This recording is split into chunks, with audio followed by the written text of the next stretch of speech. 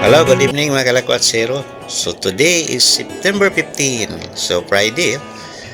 So excited na naman tayo. No? May bakasyon na naman tayong dalawang araw, Saturday at saka Sunday.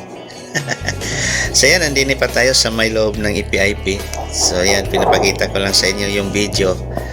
Gaano ka-traffic din sa may EPIP, sa First Philippine Industrial Park.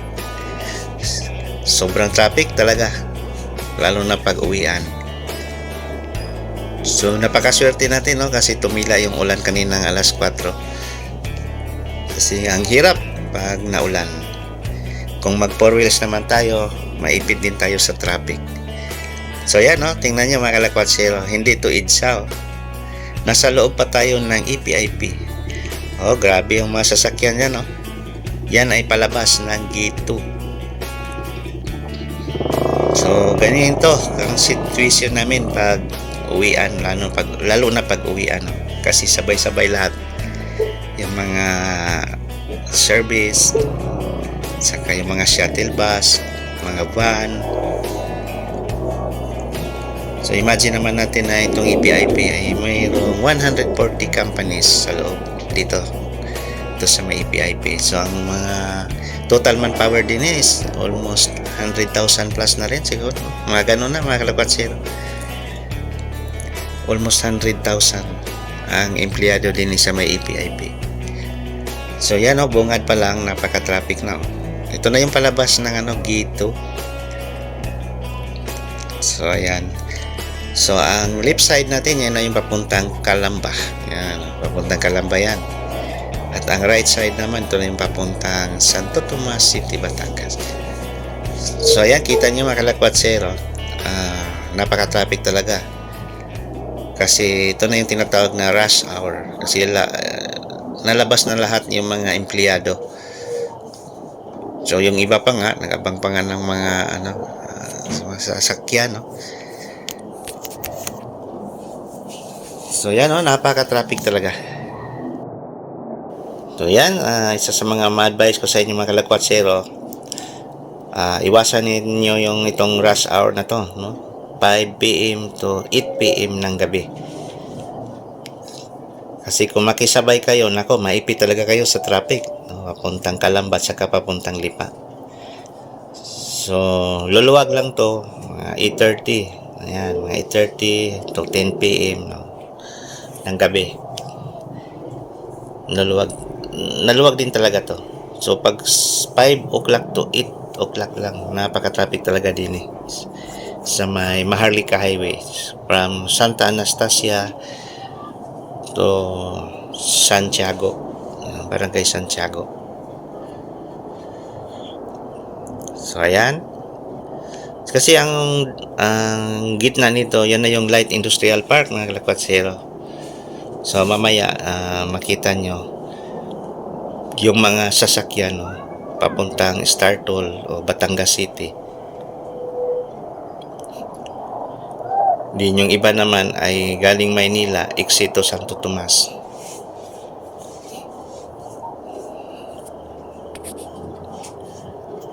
So yan, no, kahit mga jeep natin is punuan, daming pasahero. So kawawa yung yung iba, no, hindi makasakay agad. Yung iba nga, naglakad na lang. Kasi walang masakyan pag ganito na oras. Puno, no, punuan talaga. So yung iba, nakaabang pa. So mamaya pa yan, no, makasakay. Sa ngayon malabo pa yan kasi sa daming pasahero doon sa may EPIP.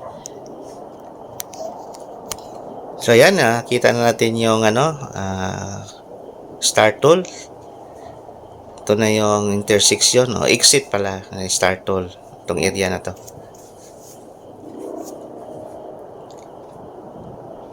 So ayan, mga kalakwatsero, kita nyo yung build up ng traffic din kasi yung mga sasakyan palabas galing Light Industrial Park din, meron namang papasok, tapos meron namang magra-right turn din papuntang Batangas City. So ayan, nasa exit na tayo ng Startol. Mayroong galing Maynila, exit to Santo Tomas. So ang dami talagang sasakyan. Tapos ang daming shuttle bus kasi na, alas 6 kasi ng hapon, gabi. Ay, nako. Napaka-traffic talaga mga kalakwatsero. Wala tayong choice eh. So yan, peryahan pala din eh. Oh. So ito na yung barangay San Rafael. So siguro abangan na lang natin mga kalakwatsero yung South Luzon Expressway, no? TR4 yung papuntang Lucena.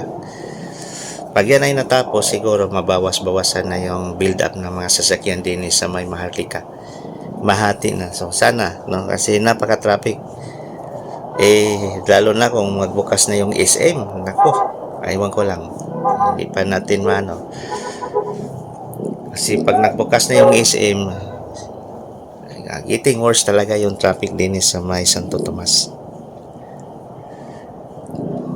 So ito, nandini pa rin tayo sa may barangay San Rafael.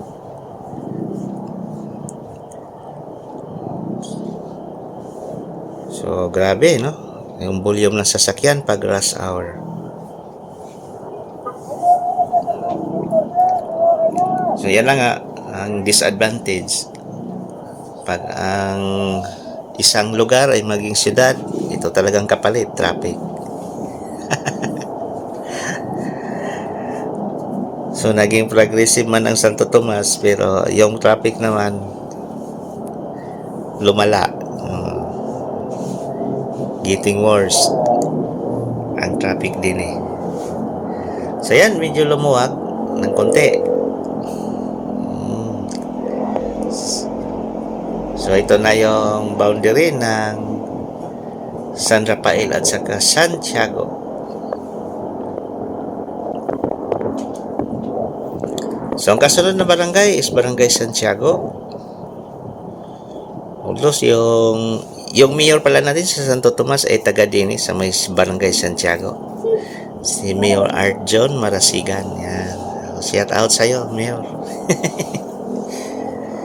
Yung shout out ko pala yung mga players natin din sa may Santiago. No?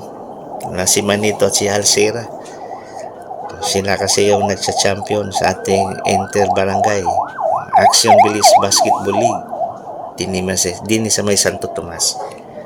So ang gagaling no ng mga taga Santiago maglaro. Sila kasi yung naging kampiyon sa ating basketball league din sa may Santo Tomas. So yan, ito na yung Barangay Santiago. Wow, ito yung maganda, walang traffic.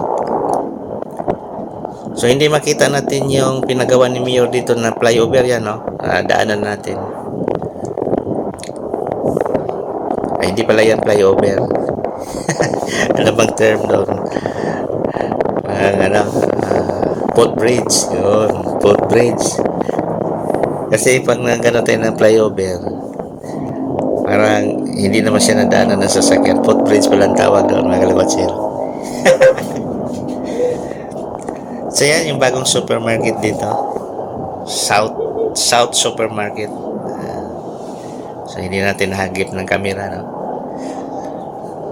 So yan, ito na yung bukana ng Santo Tomas.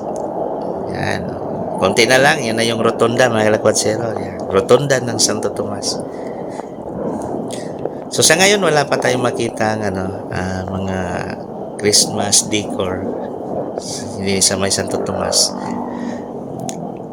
Siguro mga October siguro makakita na tayo ng din mga Christmas decor. Ayun pala, mayroon pang undas. Pagkatapos na siguro ng undas, no? So ito na yung Santo Tomas. Pinakabukana na ito mga kalabatsero. So ayan, tanaw na natin ang Santo Tomas City proper. So tanaw natin ang Jollibee.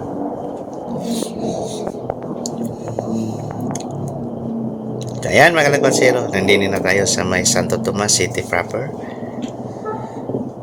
So normal pa rin yung traffic natin, hindi pa masyadong crowded yung mga sasakyan. Yan. So, kita nyo mga kalakwatsero, ganito ang Santo Tomas paggabi. Ang ganda. Tingnan yung live strips sa may left side natin. Mga kainan. So, din naman sa may left side, yan yung kainan din yan. So, McDonald's at saka yung KFC. So, ito na yung pinaka-city proper ng Santo Tomas. Although, diretso tayo ng Tanawan City, mga kalakwatsero. Mag-grocery tayo doon sa may City Mart ng Tanawan. So, gagala tayo ng konti, saglit lang. So, ito na yung footbridge ng Wington, no? Pamilihang lungsod ng Santo Tomas. Pamilihang bayan pala. Yan. Yung wheat market. So, tanaw naman natin yung lianas. Saan yung lianas, mga kalakwatsero? So, dito, may imagine ko na yung traffic no, pag nagbukas na yung SM. Kasi ito na yung talaga. Lianas kasi ito. So, konti lang. Nandiyan na yung SM sa may kabila. So, itong rotunda na to, aywan ko lang. Anong itsura nito pag nagka-traffic na. No? Kasi walang traffic lights. So, October, bukas na ang SM. So, aywan ko lang. Tingnan lang natin ang traffic. Baka ang traffic ang iba-vlog ko mga kalakwatsero during opening. No? So, ito na yung Barangay San Roque. So, nadaanan na pala natin yung Indian Hotel. No? Hindi natin napansin. So, ito na yung Barangay San Roque mga kalakwatsero.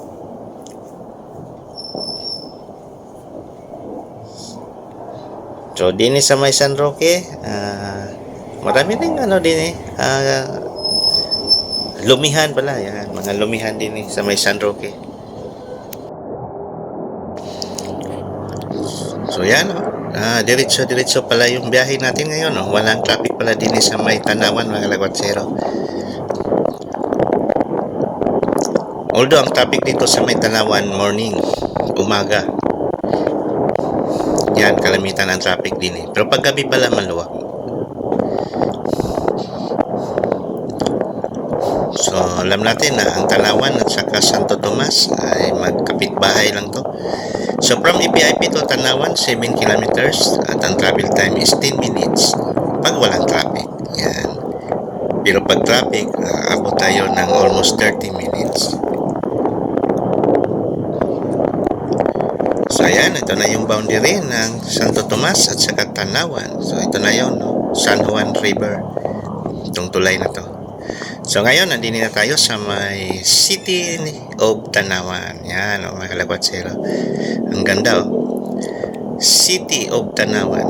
Ayan. Wala ang ob. Ako na lang yung nagdugtong. Napundi ng ilaw ng ob. So, Tanawan City na tayo, mga kalakwatsero. Luwag pala, Diretso na pala tayo. So, ito na naman yung Tanawan City. So, din tayo mag-grocery sa may City Mart. Kasi mayroon tayong dalang gift check.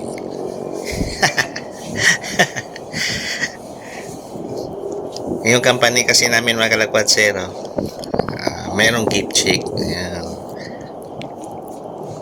Ang binibigay sa amin is gift check. So, ang gift check ay nakapangalang City Mart. So, yan na nga. Sana sunod ay hindi na City Mart, SM na. No? So, maluwag, no? Walang traffic pala din sa may... normal lang ang traffic din sa may Tanawan.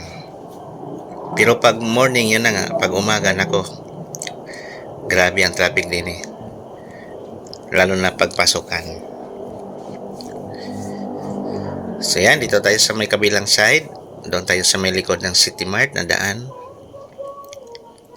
So yun na yung traffic siyo.